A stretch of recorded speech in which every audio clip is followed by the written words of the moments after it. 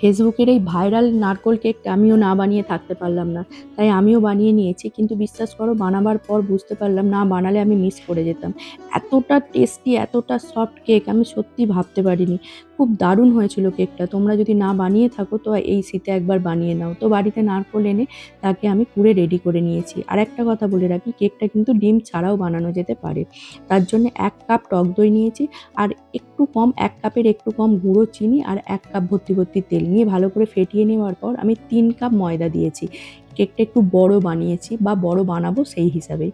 ৩ cup ময়দা দেবার পর তাতে আমি ১ কাপের মতো কনডেন্সার মিল্ক দিয়েছি। এটা দেবার একটাই কারণ, যেহেতু মিষ্টিটাও কম দিয়েছি, এটা মিষ্টিটাও ব্যালেন্স করবে আর দুধ আছে বলে এটার কেকটা অনেকটা স্মুথি ভাব এনে দেবে।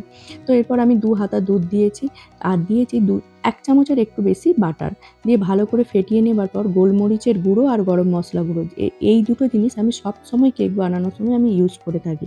তোমরা চাইলে ইউজ করতে পারো, স্কিপ করতেও পারো।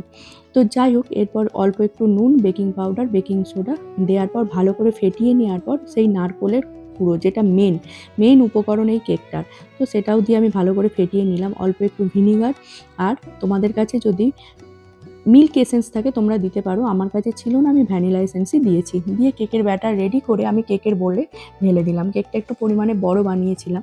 তো এরপর বোলে সেট করে নেবার পর আমি ওপর থেকে একটুখানি নারকোল দিয়ে সেটাকে রেডি করে নিচ্ছি, সাজিয়ে নিচ্ছি আর কি। পেস্তা কুঁচোনো একটু দিয়ে দিলাম। দিয়ে এদিকে আমি একটা বড় ডেচকি প্রিহিট করতে বসিয়ে দিয়েছিলাম গ্যাসের ওপর।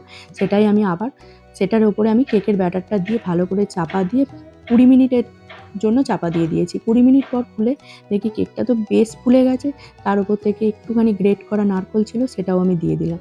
দিয়ে আবার আমি ওটাকে ১৫ মিনিটের জন্য চাপা দিয়ে দিয়েছি। দেখো কি অসাধারণ দেখতে হয়েছে না? পুরো লোভনীয় একটা কেক হয়েছে। এই শীতের সন্ধ্যেতে যদি না বানিয়ে থাকো, অবশ্যই একবার বানিয়ে নাও কিন্তু, নাহলে মিস করে যাবে তোমরা আমার মতো।